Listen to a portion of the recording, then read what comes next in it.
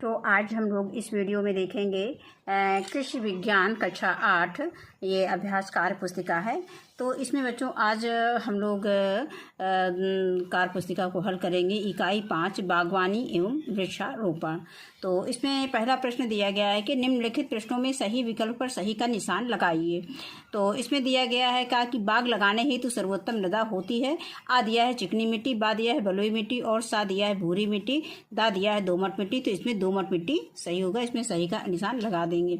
इसके बाद आता है खा सिंचाई की विधि में सबसे कम पानी की आवश्यकता होती है। नंबर 1 आ है टपक सिंचाई, नंबर बा प्रवाह विधि, नंबर सा है ग्यारी विधि और नंबर दा है नाली विधि। तो इसमें टपक सिंचाई में सबसे कम पानी की आवश्यकता होती है। इसके बाद गा आता है उष्णकटिबंधीय जलवायु का फल है। तो उष्णकटिबंधीय जलवायु का फल है सेब, नाशपाती और लीची और आम। तो उष्णकटिबंधीय जलवायु का फल है आम।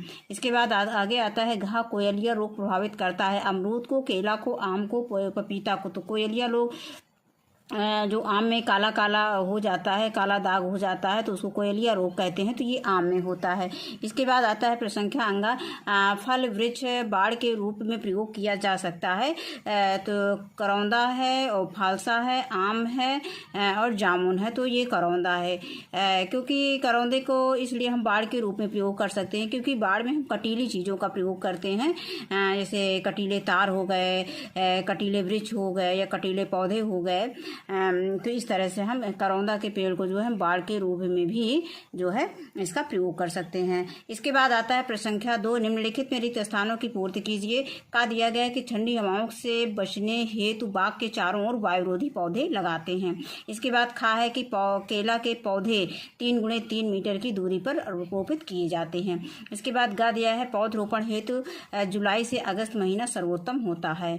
और घा दिया है पौधरोपण की वर्गाकार विधि में पौध से पौध एवं पंक्ति से पंक्ति की दूरी समान होती है।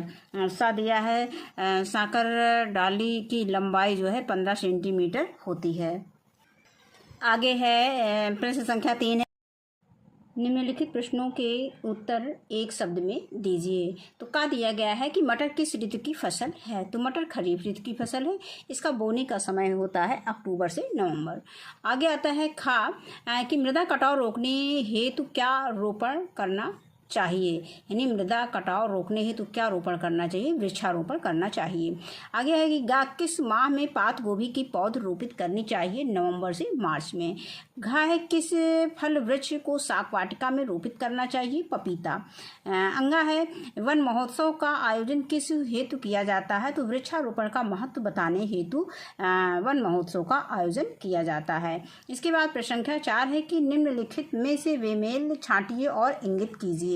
तो इसमें दिया है लौकी, करेला, टिंडा और टमाटर। तो इसमें जो है टमाटर एक तरह से फल में आता है, बाकी सब सब्जियां हो जाती हैं। आगे आता है खा कि नींबू, अंगूर, मटर, केला। तो इसमें मटर जो है ये खरीफ की फसल है और ये अक्टूबर से नवंबर के बीच में बोई जाती है। बाकी ये सब फल हो गए। आगे आता है गा में दिया गया है चश्मा लगाना, कलम बांधना और प्रकंद कर्तन। तो यहाँ पे जो है ये कर्तन जड़ अलग है। और इसके बाद आता है घा साकर डाली, मूल वृंत और कलिका बीज। तो इसमें बीज अलग है, बीज इसमें अलग है, बाकी तीनों एक हैं। इसके बाद अंगा आता है वर्गाकार विधि, आयताकार विधि, कायिक विधि और पंचभुजाकार विधि। तो इसमें कायिक विधि जो है पौध बनाने की विधि है और सब विधियां जो है वृक्षारोपण की विधि हैं। इसको समझ लेते हैं।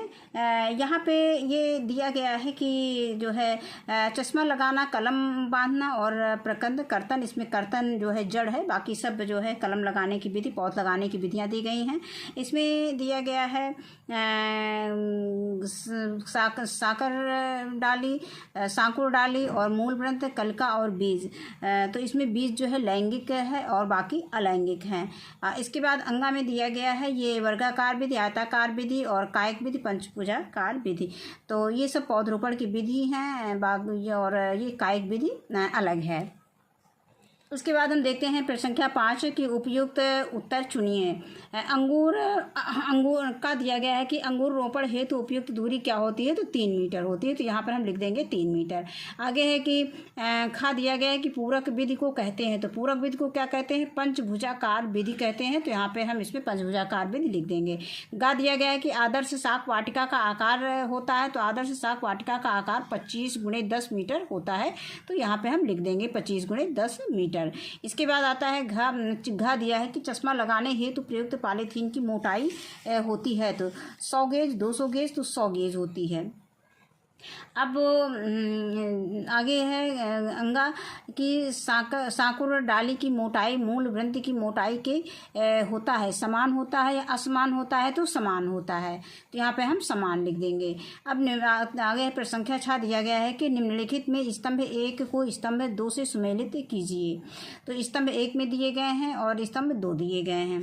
अब यहाँ पे आता है लीची, तो लीची क्या है, उपोष्णकटिबंधीय फल है, तो हम लीची को उपोष्णकटिबंधीय यानी बा से मैच करा देंगे। इसके बाद केला जो है उष्णकटिबंधीय फल है, तो इसको हम उष्णकटिबंधीय फल से मैच करा देंगे। इसके बाद आता है ईंट का भट्ठा, तो गा दिया गया है ईंट का भट्ठा, ये कोयलिया से संबंधित है। और आगे आता है वन महोत्सव का संबंध है वृक्षारोपण से, तो इसको हम वृक्षारोपण से मैच करा देंगे। आगे आता है मूल वृत्त, तो मूल वृत्त को संबंध जो है जड़ तंत्र से है। अब इसके बाद है प्रश्न संख्या 7 दिया गया है कि दिए गए फलों की रोपण दूरी भरिए। अब इसमें फल दिए गए हैं, उनको कितनी दूरी पर हमें रोपाई करनी चाहिए, कितनी दूरी पर लगाना चाहिए, इसके बारे में बताना है। तो आम जो है 10 मीटर की दूरी पर इसका रोपण करना चाहिए, लीची जो है 9 मीटर की दूरी पर, और केला 3 मीटर की दूरी पर, कटहल जो है 10 मीटर की दूरी पर इसका रोपण करना चाहिए।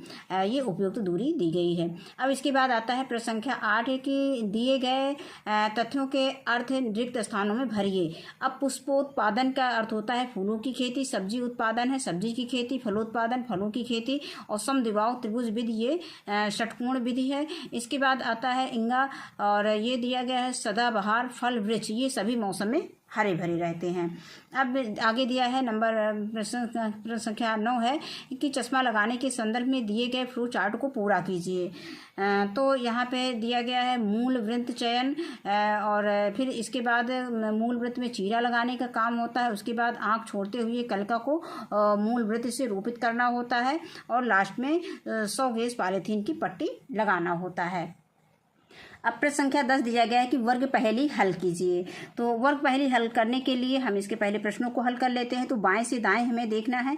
नंबर 1 दिया गया है कि इस विधि में वर्गाकार विधि की अपेक्षा 15% पौधे अधिक लगते हैं, तो ये षटकोण विधि है।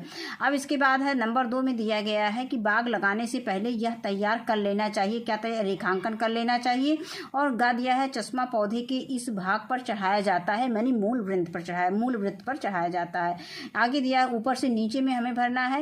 नंबर 4 में भरना है कि इसे अपनाकर वर्ष भर ताजी सब्जियां ली जा सकती है, तो फसल चक्र को अपनाकर वर्ष भर ताजी सब्जियां ली जा सकती हैं। नंबर 5 है कि सड़कों के किनारे इस प्रकार के वृक्ष लगाने चाहिए, तो सदाबहार के वृक्ष लगाने चाहिए, सदाबहार वाले वृक्ष लगाने चाहिए। और नंबर 6 दिया गया है कि घर का वह स्थान जहां सब्जियां लगाई जाती हैं इसको हम शाक वाटिका कहते हैं। अब हम इसको जैसे दिया गया है बाएं से दाएं और ऊपर से नीचे, उसी क्रम में हम सारणी भर लेते हैं जो वर्ग पहली हमारी दी गई है। अब इसमें पहले में दिया गया है हमारा कि इस विधि में वर्गाकार विधि की अपेक्षा 15%, इसमें षटकोण लिख देंगे। यहाँ पे ये षटकोण, यहाँ पे षटकोण हो गया। आगे आता है फिर दूसरे में लिखना है रेखांकन, तो यहाँ पे हम रेखांकन कर लेंगे। नहीं, इसके बाद आता है नंबर 3 में मूल वृत्त, यानी चश्मा पौधे के इस भाग पर चढ़ाया जाता है, तो कहाँ पर चढ़ाया जाता है, मूल वृत्त पर चढ़ाया जाता है, तो मूल वृत्त लिख देंगे। यहाँ पे मूल वृत्त हो गया। अब इसके बाद नंबर 4 दिया गया है कि इसे अपनाकर वर्ष भर ताजी सब्जियां ली जा सकती हैं, तो फसल चक्र, इसमें सा लिख देंगे। ये ऊपर से नीचे हमें लिखना है, फसल चक्र हो गया। और नेक्स्ट आता है 5 में है कि सड़कों के किनारे इस प्रकार के वृक्ष लगाने चाहिए, तो सदाबहार वृक्ष लगाने चाहिए, तो हम इसको लिख देंगे सदाबहार।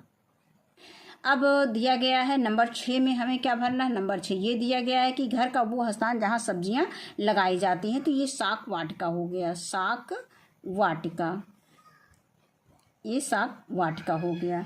तो इस तरह से ये हम वर्ग पहले हमने कंप्लीट कर लिया। इसके बाद आगे देखते हैं। अब इसके बाद है प्रश्न संख्या 11 कि निम्नलिखित चित्रों को पहचान कर लिखिए। तो यहाँ पर हम देखते हैं, अगर चित्र को हम ध्यान से देखें तो ये गुलाब की कलम दिखाई गई है, यानी गुलाब के पौधों को कलम करके कलम किया गया है और उसमें से ये पत्ते निकल रहे हैं। तो ये हम इसको लिख सकते हैं गुलाब की कलम या गुलाब लिख सकते हैं।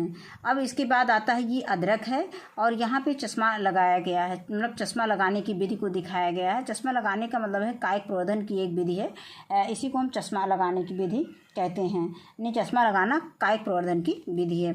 अब इसके बाद दिया गया है कि वर्गाकार विधि, यानी अंगूर और पपीता, अंगूर या पपीता की खेती जो है वर्गाकार विधि में किया जाता है। तो यहाँ पर ये वर्गाकार, यानी ये पौधों से पौधों की जो लंबाई और चौड़ाई बराबर होती है तो वो वर्गाकार हो जाती है। अब इसके बाद आता है कि शाक वाटिका, तो जो घर में वृक्ष लगाए जाते हैं, घर में जो सब्जियां उगाई जाती हैं उसको हम क्या बोलते हैं, शाक वाटिका बोलते हैं। तो यहाँ पे ये क्या है, शाक वाटिका है।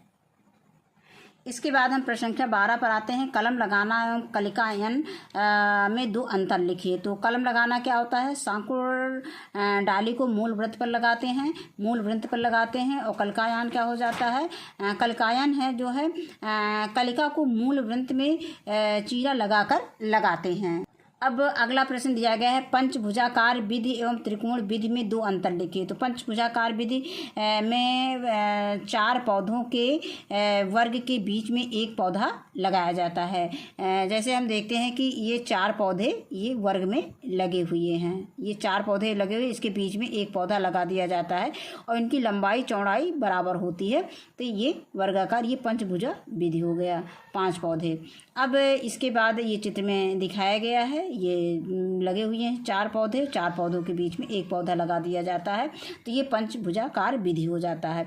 अब आता है त्रिकोण विधि। त्रिकोण वर्गाकार विधि जैसी है, इसमें दूसरी पंक्ति से पौधों की पहले के पौधे के सामने न रखकर उनके बीच में त्रिकोण रूप में लगाते हैं।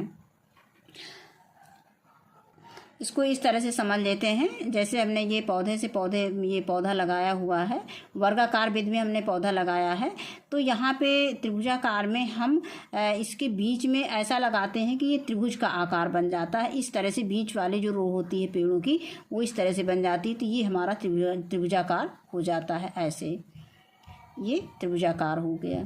अब ये त्रिभुज के आकार हो गए। इस तरह से ये त्रिभुजाकार विधि में पौधे लगाए जाते हैं। आगे आता है कि बाढ़ एवं वायुरोधी में दो अंतर लिखिए।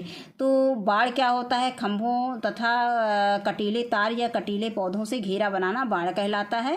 जैसे इसके पहले हमने पढ़ा था कि किस पेड़ को हम बाढ़ के रूप में प्रयोग करते हैं, तो करौंदा आया था। करौंदा के पेड़ में क्या होता है, करौंदे के पौधे में कांटे होते हैं, कटीला होता है, इसलिए उसके पौधे को हम बाढ़ के रूप में प्रयोग किया कर सकते हैं। अब आता है वायुरोधी क्या है, बाग के उत्तर पश्चिम दिशा में ऊंचाई में बढ़ने वाले पौधे लगाएंगे तो वो बाढ़ रोधी हो जाएगा, वो सारी वायुरोधी हो जाएगा। अब इस वायुरोधी का मतलब वो वायु को आने से रोकेगा। अब आता है प्रश्न संख्या 13, अनुकूलन एवं प्रतिकूलन शब्दों को छांट कर अलग अलग समूह में लिखिए। तो पहले हम अनुकूलन का मतलब जो पौधों के लिए अनुकूल होता है, और प्रतिकूल का मतलब होता है कि जो पौधों के लिए अनुकूल नहीं है, नहीं पौधों को नुकसान पहुंचाएगा। तो अनुकूलन में हमारा वृक्षारोपण हो गया, घास रोपण हो गया, सड़क किनारे वृक्षारोपण हो गया, बंजर भूमि पर वृक्षारोपण हो गया। इसके बाद प्रतिकूल में इससे तो पौधों को लाभ होता है।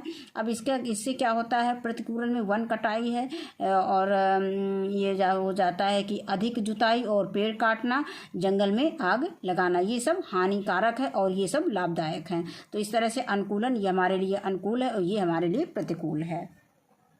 अब इसके बाद आता है आयत में दी गई प्रक्रियाओं का मिलान कीजिए। तो अब यहाँ पे दिया गया जैसे वृक्षारोपण, तो वृक्षारोपण को हम मिलान कर देंगे पर्यावरण संरक्षण से। उसी तरह से कलिका को मिलान कर देंगे चश्मा लगाने से। साकुर डाली को हम मिला देंगे कलम बांधने से। और अंतिम आता है फसल चक्र। फसल चक्र को वर्ष भर ताजी सब्जी प्राप्त करने के लिए हम फसल चक्र अपनाते हैं, तो इसको हम फसल चक्र से मिला देंगे।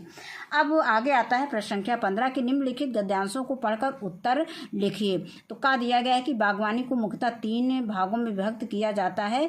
इसके एक भाग में हम सब्जी उत्पादन के बारे में पढ़ते हैं।